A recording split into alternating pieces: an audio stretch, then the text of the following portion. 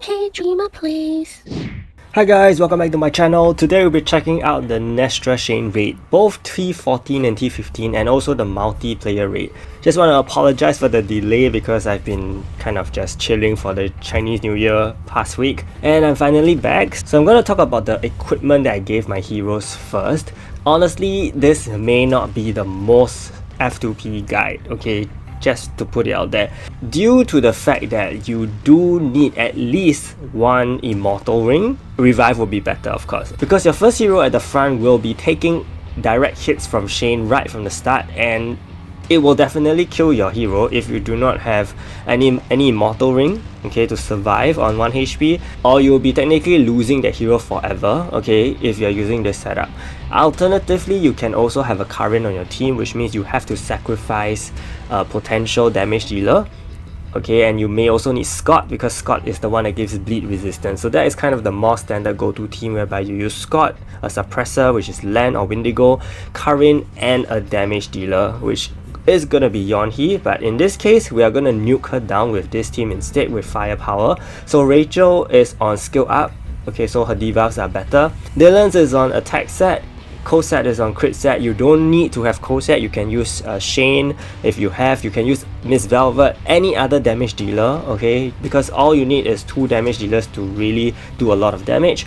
And you finally have a suppressor, which in my case is going to be Land, but you can use Windigo as well, so not to worry, because ultimately you just need the first person on your team to take the damage, and then from there on it's more of dodging Shane's attacks. And if you can master the dodging, I don't think that will be a very big problem you will face moving forward.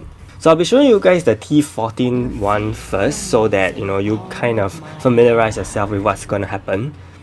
As you can see here, my Rachel is going to be that one that is going to aggro, and she will take hits from Shane directly, and she will be reduced to 1 HP already. Okay, when she does the semicircle AoE, please dodge it. Okay, after this she tends to use a straight line damage, but in this case she uses another semicircle AoE, so just dodge it again. And then here she uses Mad Massacre, which is not very typical of her, because usually by now after 2 skills she will use her ultimate and you have to suppress it, okay, in this case like what I did. So in this case, if you have Windigo, use it, and you realize that I also make sure from time to time that my heroes are targeting Shane and not the balls, because you have to nuke her down ASAP. If any one of your hero is suddenly targeting the balls, you will lose a huge chunk of damage, okay. So as you can see here, my Rachel has died. She already revived once, so there's no way she's gonna come back now. From here on, you really do have to just try to dodge your best and go all out on her. You realize that Shane kind of has a lot of charging skills, so you can take the time to dodge it without too much issue. And of course, the stronger your damage dealer, the better, and the faster you will be able to kill her. So that's the rough gist of the entire raid. But of course, at T15 you'll have a much stronger Shane to deal with, and that's something that we are going to look at now. So yeah, here's the T14 clear package if you guys are considering, okay. Now we are going to T15. So for T15, I'm basically using the same setup. Okay, one important thing here is the Yonhee pet.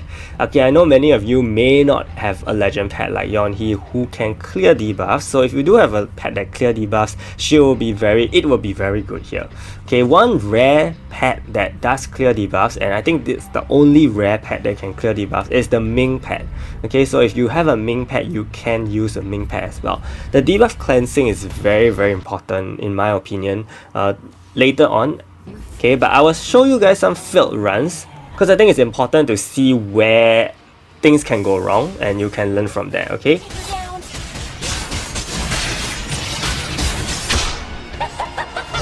So usually after her, after her semicircle AoE, she tends to use a straight line AoE, and this was pointed out by my friend Dennis as well. So after this, you will see how I managed to overcome it.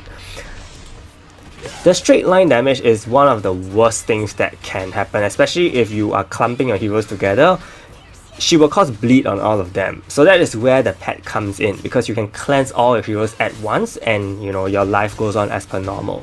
Okay, the rest of it is really just about dodging and suppressing her, and then just moving away in time to avoid damage. But any point of time she uses straight line damage again, she can kill you and cause bleed, which will, yeah, you will die. One thing I also face trouble with is the fact that Cosette is a ranged hero, which means sometimes she may be lagging very far behind. As you saw, she did get hit by the semicircle because I couldn't pull everyone to the safe zone in time. So if you are thinking of using Cosette in this case, just bear that in mind, okay? But I would suggest using more melee damaged DPSs, because I think that will be much better. Also, again, one other problem with Cosette is sometimes she targets the balls. As you can see here, the line hits me, okay, so I cleansed it. You must always, again, from time to time, redirect your attacks at Shane, otherwise someone on your team may be hitting the balls and without you even knowing, and you will lose a lot of damage right there. Okay, so this opening is pretty standard. I'm sure most of you have gone through it, and you can see that I'm already dealing a lot of damage. The real problem is really this part. The straight line attack, okay? So with that in mind, we are going to move into the actual run. Your fate crumbles in the palm of my hand.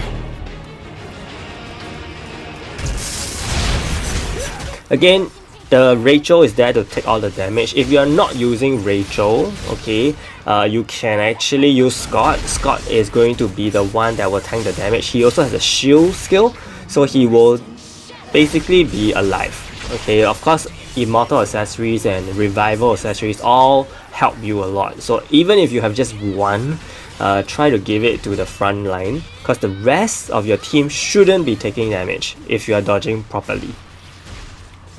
Yeah, so by this point in time, after the suppression, you should be almost done with her. The next thing is once she comes back with this, okay, dodge it and then prepare for the straight line, and I managed to dodge it this time. So I completely, avoided the bleed and my heroes are still alive. I think my Dylans somehow got hit by the semicircle a bit, I'm not too sure, but yeah. And for this case, remember to just always run, because she will be targeting one hero. Unless you are, proficient enough, you can actually drop your team somewhere and then only manually control that hero that is being targeted. Okay, and then that hero can run to the outskirts while your other team members still continue to target Shane. I think that is definitely the better way to go, but in this case, I was just, full on just running because I felt that we have the time and her health is pretty low, so I should be able to nuke her. And you do get 25 moonstones from this T15 raid, which is a really good place to farm for them, and also gives you, the Nestra brand that helps you craft your attack speed gear, which is very important for PvP. So Nestra Shane raid is definitely one of the most important PvE content that you need to overcome ASAP, and that was the T15 package as well. Okay, this is going to be the multi-raid. So in this multi-raid, we are using a more standard team. Of course, Cosette is not really considered the standard team. People like to use Yonhee.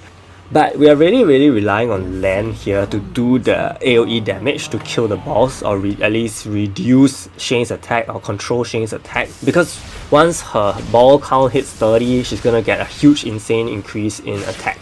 Okay, so in this case, my Cosette is the one taking the damage, but I can do so because I have a revive and immortal ring on my Cosette, okay?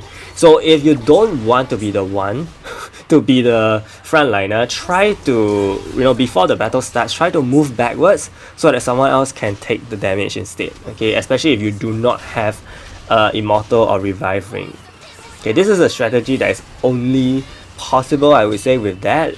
The reason why less people, if you go into the T5 and T6 multi-raids, they are not really using Yonhee, which was supposedly the best DPS for the raid, is because Yonhee's damage is not as high.